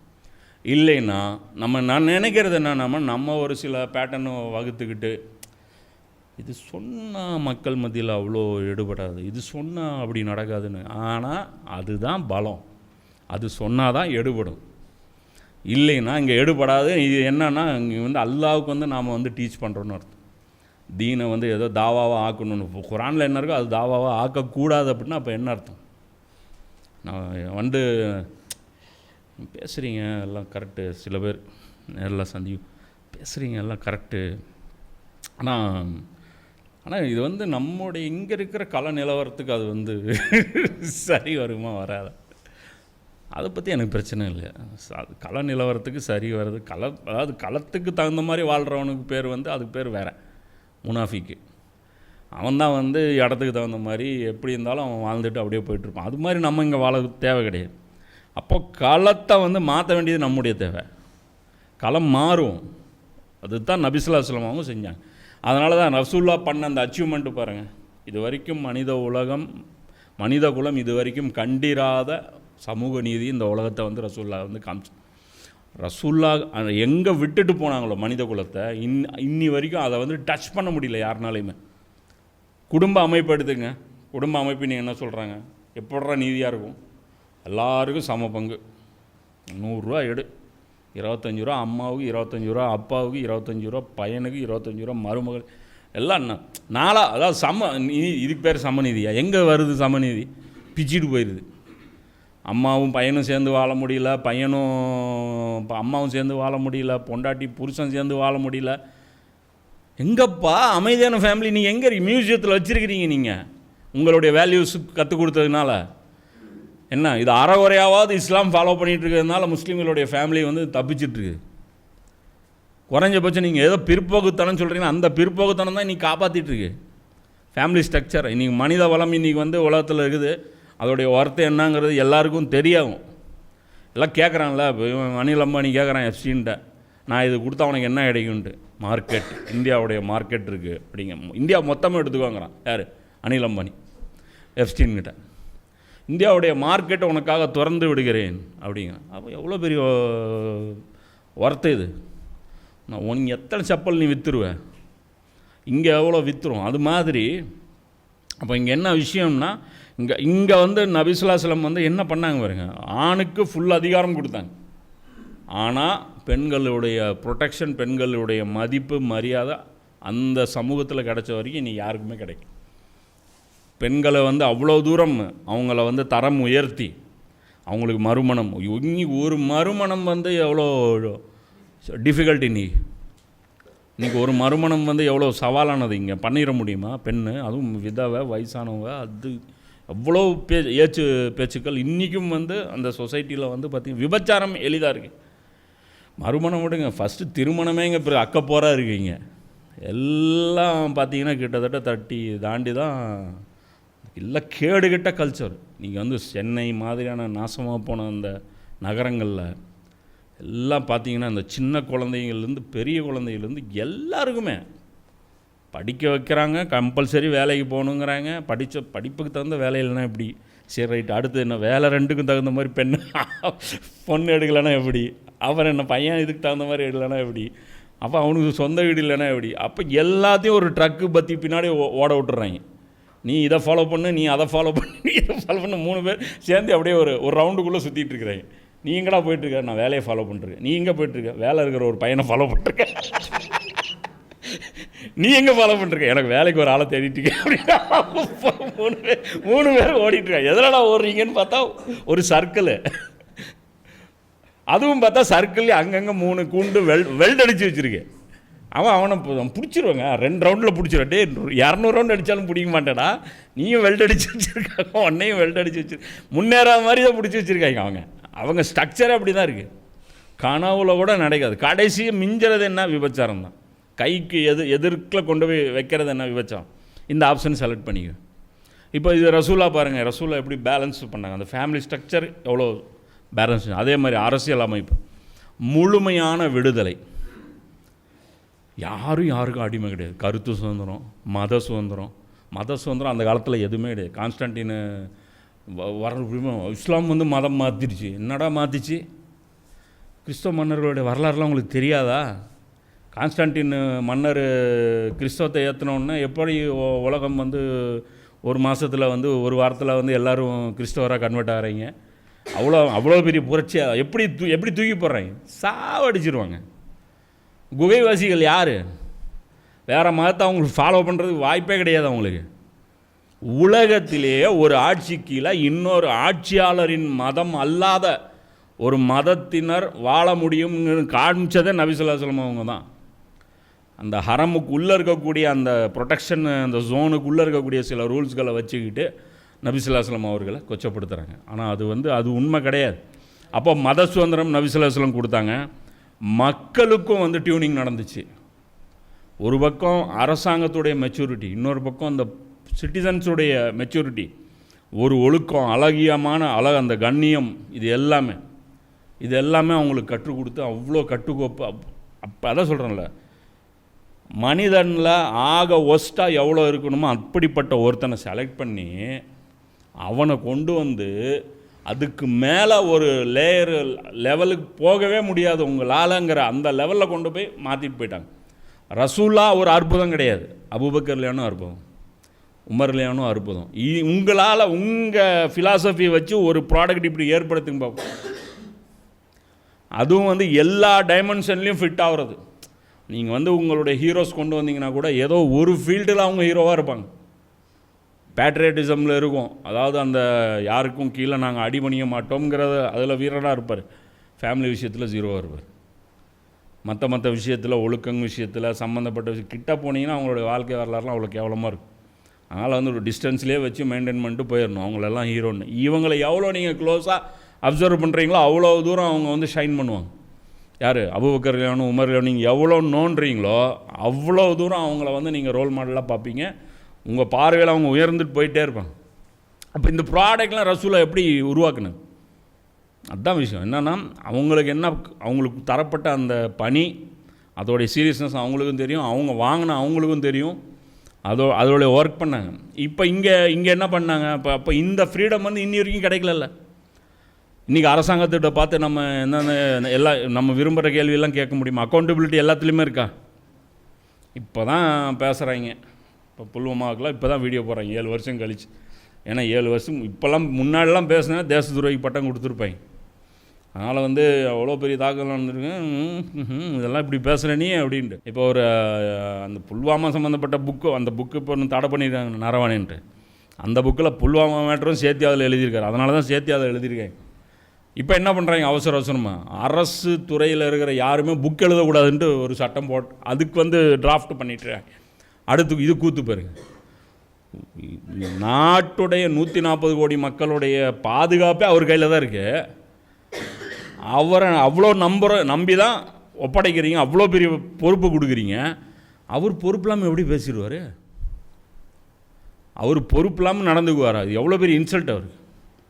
அவர் எப்படி பொறுப்பு இல்லாமல் பேசிடுவார்? ஆனால் என்ன விஷயம், வாயை பொத்துறாங்க.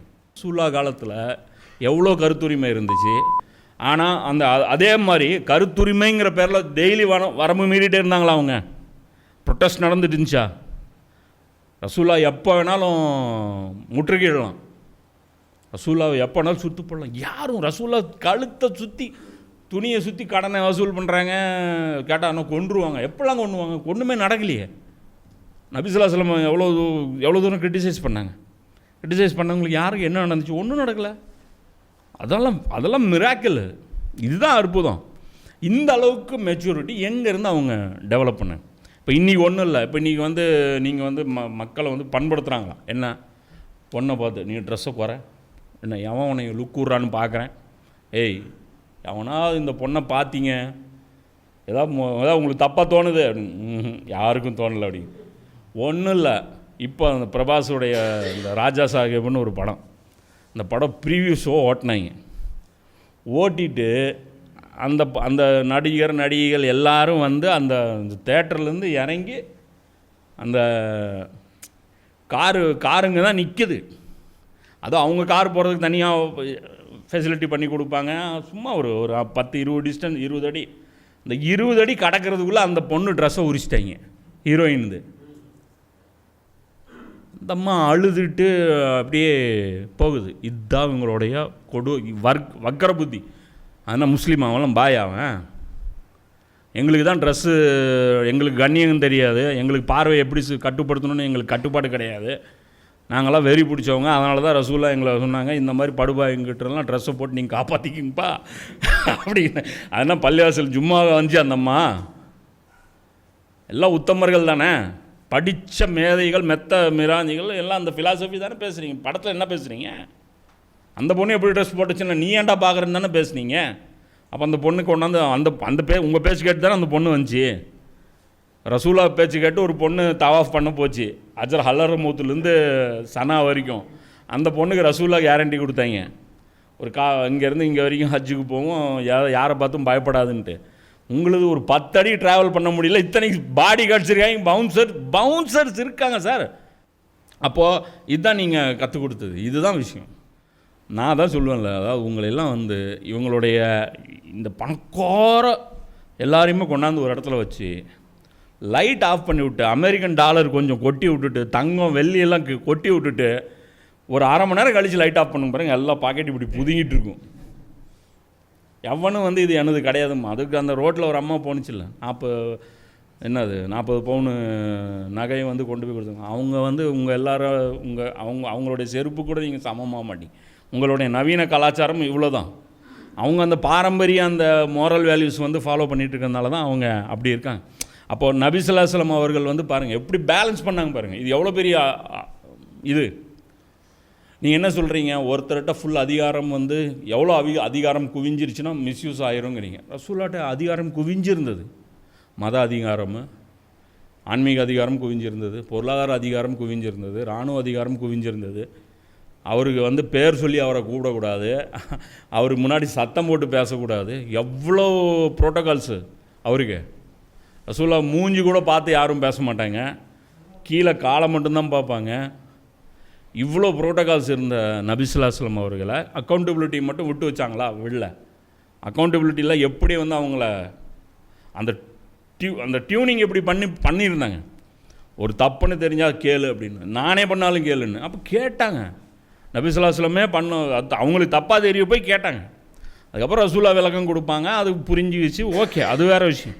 அதே மாதிரி எடுத்திங்கன்னா நபி ஸல்லல்லாஹு அலைஹி வஸல்லமுடைய இன்னொரு இதுவும் பாருங்கள், மிராக்கிளில் ஒன்று அந்த ஃபேமிலி ஸ்ட்ரக்சரு. ஒரு பக்கம் ஆணாதிக்கம் இருந்துக்கிட்டு இருக்கும்போதே ஃபேமிலிக்குள்ளே ஒரு பேலன்ஸ் இருந்துச்சு. அதே மாதிரி அரசியல் அமைப்பில் அங்கே வந்து அரசாங்கத்துக்கு கொடுக்கப்பட்ட அதிகாரங்களும் வரையறுக்கப்பட்டிருந்துச்சு. அதே மாதிரி பொதுமக்களுக்கான அந்த அதிகாரங்களும் வரையறுக்கப்பட்டிருந்துச்சு. அப்படியே ஒரு அழகான பேலன்ஸ். எங்கேயுமே அந்த மோதலே கிடையாது, எங்கேயுமே அந்த இதுவே கிடையாது. அடுத்தது எடுத்திங்கன்னா பொருளாதாரம்னு எடுத்திங்கன்னா பெருமுதலாளிகளும் ஊக்குவிக்கப்பட்டாங்க. அதே மாதிரி போட்டி போட்டு தொழில் தொடங்குவதற்கு அந்த மாதிரி வாய்ப்புகள் ஏற்படுத்தி கொடுத்துட்டே இருந்தேன். நீங்கள் என்ன வேணாலும் டெவலப் பண்ணுறதுக்கு உங்களுக்கு வாய்ப்பு இருந்துகிட்டே இருந்துச்சு. இப்போ ரசூல்லா சொல்கிறாங்க, இப்போ இன்றைக்கி வந்து இவங்க பேசுகிறாங்க பாருங்க, சப்கா சாத் சப்கா விகாசும். அது ஆக்சுவலாக ரசூல்லா பண்ணது. அனைவரையும் உள்ளடக்கி ஒருங்கிணைந்த அனைவருக்குமான வளர்ச்சி. புரியுதுங்களா? இப்போ இன்றைக்கி வந்து இந்த அரபு நாடுகள் வந்து ஜனநாயகம் இந்த நாடுகளை விட பல 100 மடங்கு இன்றைக்கி வந்து டவுனில் இருக்காங்க. இன்றைக்கி வந்து அவங்கள அப்படியே மெயின்டைன் பண்ணுறாங்க. அங்கே ஒரு தகுதி, அதாவது இஸ்லாத்தின் அந்த வரம்புகளை பேணக்கூடிய ஒரு ஆட்சி வந்துடக்கூடாது. ஆனால் இஸ்லாமிய ஆட்சின்னு சொல்லி அநியாயம் பண்ணக்கூடிய, அதாவது இந்த உலகமே அருவருப்பாக கருதக்கூடிய விஷயங்களை இஸ்லாத்தின் பெயரால் செய்யணும். அப்படிப்பட்ட கேடுகட்டவர்களை இன்றைக்கி வந்து இஸ்லாமிய ஆட்சிகளில் மெயின்டைன் பண்ணுறாங்க. இன்றைக்கி வந்து அதுதான் இன்றைக்கி வந்து உலகத்தில் வந்து வச்சுருக்காங்க. இப்போ இவங்களை பார்த்தா யாராவது வந்து இவங்கள மாதிரி ஆகணும்னு விரும்புவாங்களா? இன்றைக்கி இஸ்லாத்துடைய பிறப்பிடம்னு சொல்லிட்டு இவங்களாம் சொல்ல முடியுமா? சொல்லவே முடியாது. இவங்களாம் அதனால தான் ரசூலை இவங்களுக்கு கரெக்டாக சொன்னேன், ஷைத்தானுடைய பிறப்பிடம், ஷைத்தானுடைய கொம்பு இங்கே இருந்தால் முளைக்கும். இந்த சாட்டனிக் கல்ச்சருடைய ஹெட்டு இவனுங்க தான் ஆரம்பித்தானுங்க. இன்றைக்கி நேற்று இவனுங்க அடிமை கிடையாது. ஏதோ எப்ஸ்டீன் ஃபைல்ஸ் வந்ததுக்கப்புறம் தான் அடிமையா? இவனா ஃபஸ்ட்டு குற்றவாளி. இவெல்லாம் ஒரு ஆளே கிடையாது. ஆரம்பித்தான் பாருங்க. அங்கே போய் ஹரமில் போய் சண்டை போட்டு இஸ்லாமிய அந்த ஒன்றுபட்ட அந்த ஒரு அரசாக வந்து கொலாப்ஸ் பண்ணி அங்கே வந்து அரபு இனவாதம் பேசி அரபு இனத்தினுடைய பேரை வச்சு, நபிசுல்லாஸ்லம் காலத்தில் அரபுன்னு பேர் இருந்துச்சா, சவுதி அரேபியான்னு பேர் இருந்துச்சா, அவன் ஒரு ஃபேமிலியோடைய பேரை கொண்டாந்து வச்சு ஒட்டுமொத்த மக்களுடைய கஜானாவும் வந்து ஒரு ஃபேமிலிக்கு தரப்பட்டு இன்றைக்கி ஒட்டுமொத்தமும் அந்த மக்கள் வந்து அடிமைகள். அவங்க ஒட்டுமொத்த அந்த மக்களும் வந்து அடிமை. இந்தியா அதோட பல மடங்கு மேலான நாடு. நீங்கள் என்ன வேணாலும் சொல்லுங்கள். இங்கே பாரபட்சம், கார்பரேட்டுக்கு சலுகை வரப்படுது, அது பண்ணுது இது பண்ணுது, அதெல்லாம் 2ஆம் பட்சம். அந்த அளவுக்கு அநியாயம் கிடையாதுல்ல. சரி, ஏன் அந்த இடத்துல அவ்வளோ பெருசாக மோதல் இல்லை அப்படின்னா, ஏன்னா அங்கே தலைக்கு மேலே செல்வம் இருக்குது. அதனால் அந்த அநீதியான பங்கீட்லேயே அது திருப்தி அடையக்கூடிய அளவுக்கு இருக்காங்க. அங்கே இருக்கிற அந்த மக்களுக்கு அவங்க கொடுக்குற அரசாங்கம் வந்து அது சாப்பிட்டது போக இப்படி உதறதில்ல, அந்த கையிலேருந்து இந்த பருக்க உதறதில்ல, அது தின்னே பெருசாக கொளுத்துடலாம். அந்த அளவுக்கு அங்கே இருக்குது. அதனால் அது ஓடிட்டுருக்கு. அதே வந்து இந்த மாதிரி வந்து விவசாயத்தை நம்பியோ அல்லது ஒரு உடல் உழைப்பை நம்பியோ அல்லது இது மாதிரியான பெரிய அந்த மாதிரியான கனிம வளங்கள் எதுவுமே இல்லாமல் இருந்துச்சுன்னா அது வந்து அதோடைய லட்சணம் என்னங்கிறது இன்றைக்கி நமக்கு தெரிஞ்சிடும். இது எந்த அளவுக்கு நபி ஸல்லல்லாஹு அலைஹி வஸல்லம் வந்து அவங்க ஏற்படுத்தின அந்த கட்டமைப்பு அப்படின்னு பார்க்கும்போது, எப்படி வந்து சூரியன் ஒரு பக்கம் அது வந்து சந்திரனை இழுக்க பார்க்குது, சந்திரன் இன்னொரு கோளை இழுக்க பார்க்குது, பூமி அது ஒரு பக்கம் இழுக்க பார்க்குது, ஒவ்வொன்றும் ஒவ்வொரு பக்கம் இழுக்க பார்க்குது. ஒவ்வொருத்தருக்கும் பவரும் இருக்குது, மேக்னட்டிக் ஃபோர்ஸும் இருக்குது. ஆனால் அந்த வானத்தில் எவ்வளோ அமைதி இருக்குது. அது வந்து சாத்தியமா? அது வந்து சாதாரண விஷயமா? அது சாதாரண விஷயம் கிடையாது.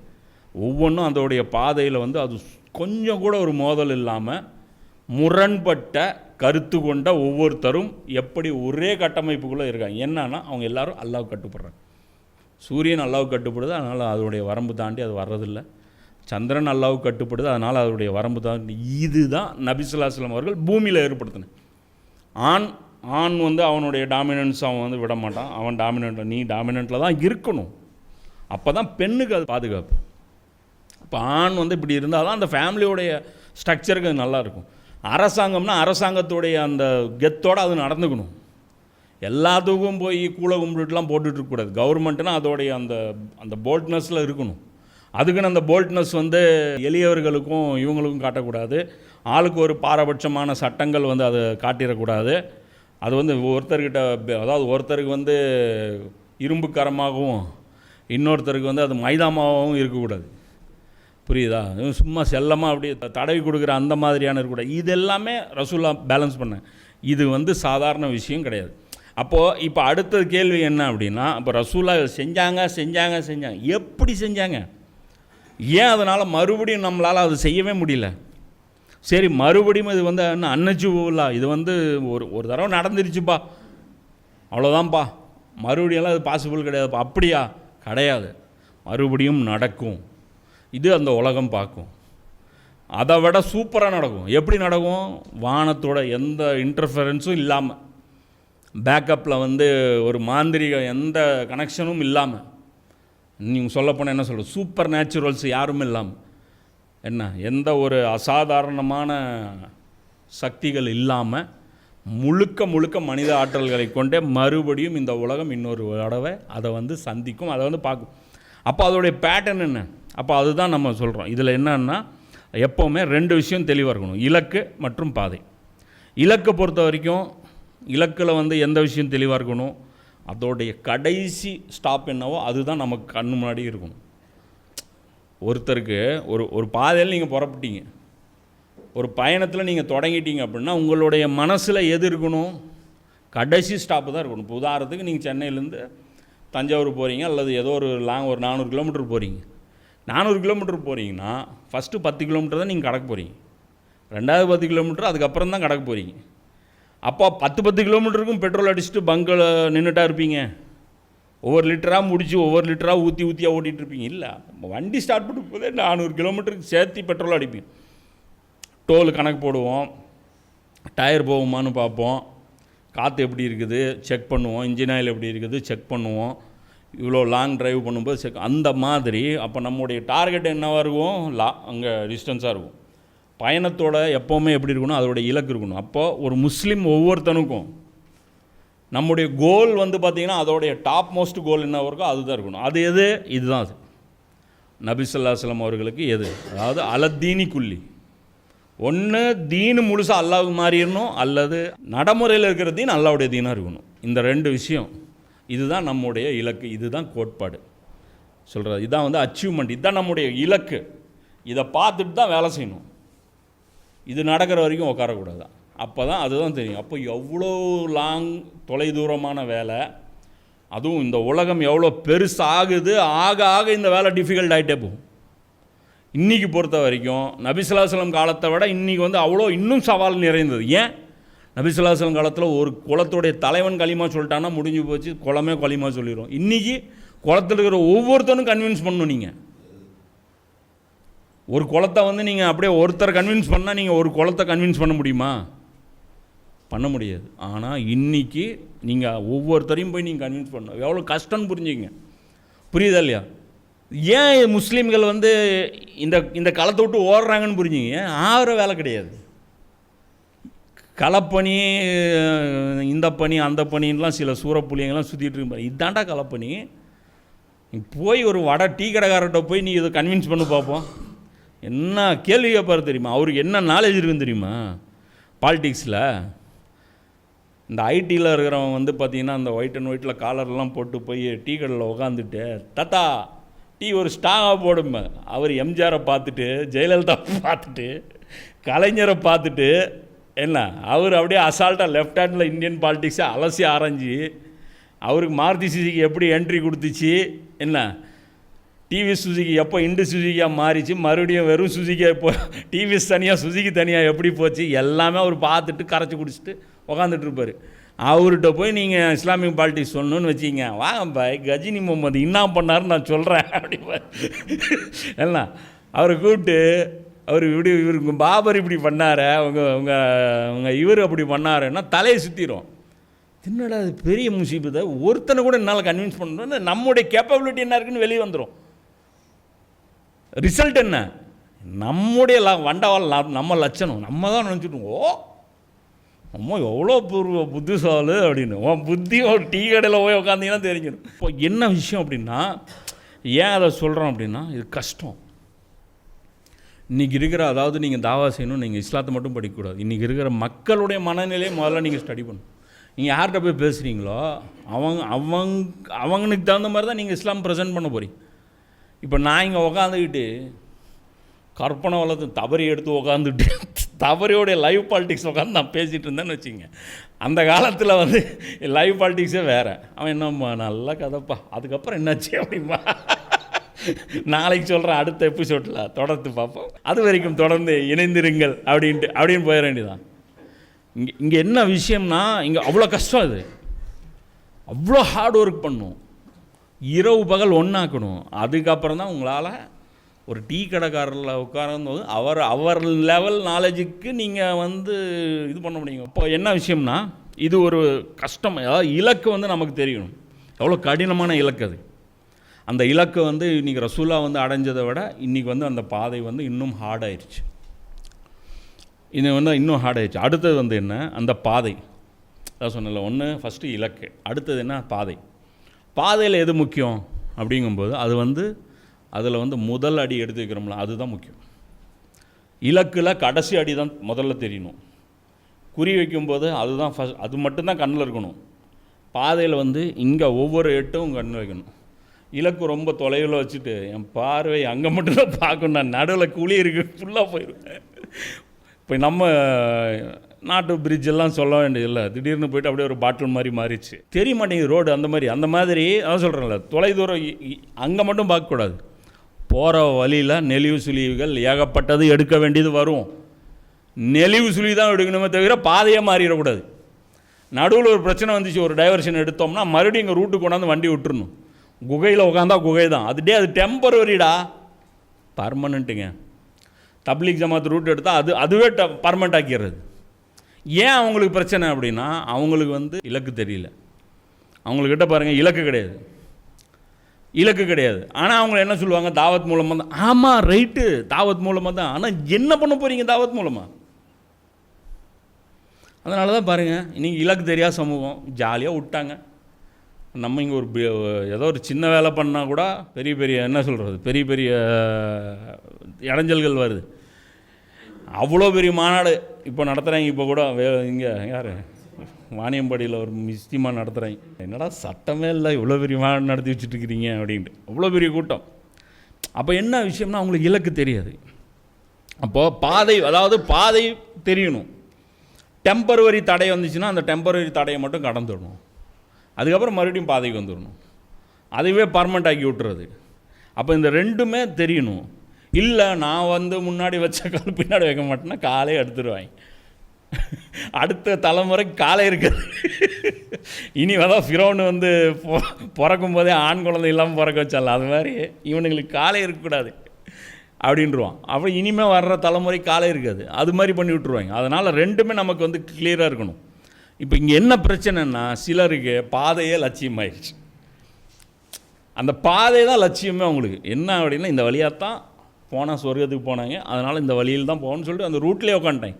ரூட்டுக்கு வந்து சொர்க்கம் கிடையாது. அது போய் இலக்கை நோக்கி போகணும், கிளியர் இருக்கணும். இன்றைக்கி பாருங்கள், இஸ்லாத்தை நடைமுறைப்படுத்துறதுக்கு ஜமாத் தேவை. ஆனால் ஜமாத்தே பிரதான தேவையாக அதுதான் இலக்குங்கிறது இன்றைக்கி எத்தனை பேருக்கு மாறிடுச்சு. கண்டிப்பாக, அதாவது இப்போ நம்மளை பார்த்து விமர்சனம் பண்ணுறேன், நான் ஜமாத் இல்லாமல் சாதிக்க முடியுமா? கண்டிப்பாக சாதிக்க முடியும். இப்போ நம்ம பண்ணிகிட்ருக்கிறது வெறும் கல்வி பணி. இதுக்கு பெருசாக ஒரு ஜமாத்தெல்லாம் தேவை கிடையாது, புரியுதா? இதுக்கு வந்து பெருசாக ஜமாத்து இந்த கட்டமைப்பு தேவையில்லை. அதனால் இது செஞ்சிட்ருக்குறோம்.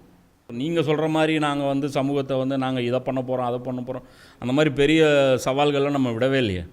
நான் ஜஸ்ட்டு இஸ்லாத்தை வந்து என்ன இருக்குது அதை வந்து மக்களுக்கு எடுத்து சொல்லிட்டு, அவ்வளோதான். நான் ஏதாவது சாதிப்பேன்னு ஏதாவது சொல்லியிருக்கிறேன். நான் இந்த இந்தியாவில் வந்து நான் வறுமையை ஒழித்து விடுவேன், இந்தியாவில் வந்து சமூக நீதியை நிலைநாட்டி விடுவேன், எல்லாரும் அநீதிகளுக்கும் வந்து நாங்கள் வந்து ஒழித்து கட்டி விடுவோம், இப்போல்லாம் சொல்கிறோமா? ஒன்றும் பேசல. நீங்கள் தான் அதெல்லாம் பேசிகிட்டு இருக்கிறீங்க. நாங்கள் தான் வந்து ஃபிரோனை எதிர்த்தோம், நாங்கள் வந்து இவனையும் விட மாட்டோம், நாங்கள் ஃபிரோனையும் விட மாட்டோம். நீங்கள் தான் பெரிய டயலாக்லாம் அடிச்சுட்டு இருக்கிறீங்க, புரியுதுங்களா? அப்போ இதெல்லாம் உங்கள் பிரச்சனை, எங்கள் பிரச்சனை கிடையாது. நாங்கள் எதையும் மாற்றலாம் போகிறது கிடையாது. நாங்கள் வந்து முதல்ல ரைட்டுப்பா, முதல்ல இஸ்லாம்னா என்னன்னு தெரிஞ்சுக்கலாம், அதுக்கப்புறம் ஃபாலோ பண்ணலாம்.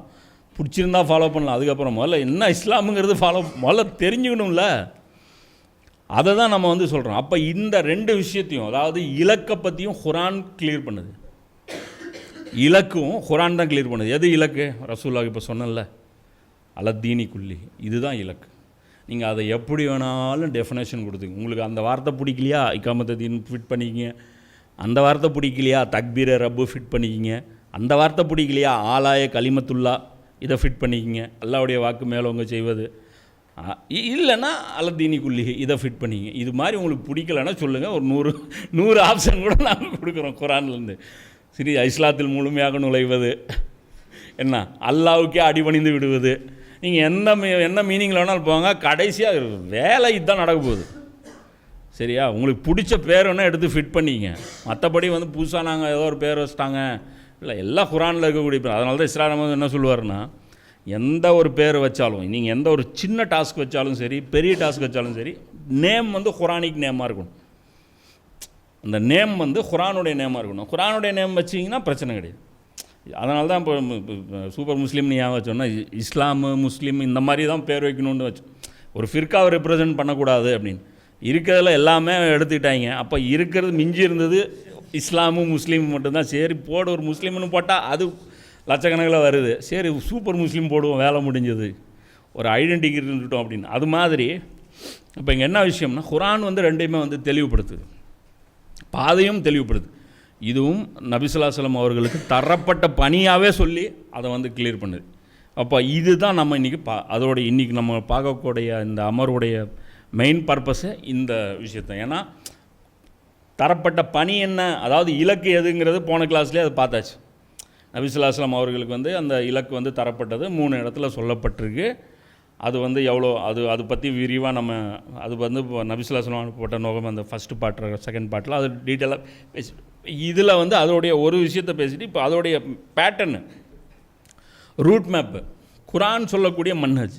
இப்போ குரானோட தொடர்பு ஏற்படுத்தக்கூடிய இந்த பணி தான் நம்ம செய்யணும். இதை வரக்கூடிய ரமலான் மாதம் இப்போ வரப்போகுது. ரமலான் வரட்டும், வராமல் போட்டும், நமக்கு ரமலானும் ஒன்று தான், ரமலான் இல்லாததும் ஒன்று தான். ரமலானில் கூடுதலாக எளிதாக்கப்பட்டிருக்கு இந்த நேரம், அவ்வளோதான், வேறெல்லாம் ஒன்றும் கிடையாது. இது குரான் வந்து ரமலானுக்குன்னு சில ப்ரோக்ராம்ஸ் கமிட் பண்ண முடியும், நிறைய விஷயங்கள் டைம் ஒதுக்குங்க, நிறைய டைம் ஒதுக்க முடியும். ரம்ஜான் மாதத்தில் இன்ஷா அல்லாஹ் குரானை வந்து திரும்ப திரும்ப படித்து இந்த பேட்டர்ன் படி ஃபாலோ பண்ணக்கூடிய பாக்கியத்தை அல்லாஹ் உங்களுக்கும் எனக்கும் தந்தருள்வானாக. வாஹிர் தாவானான் அல்ஹம்துலில்லாஹி ரப்பில் ஆலமீன்.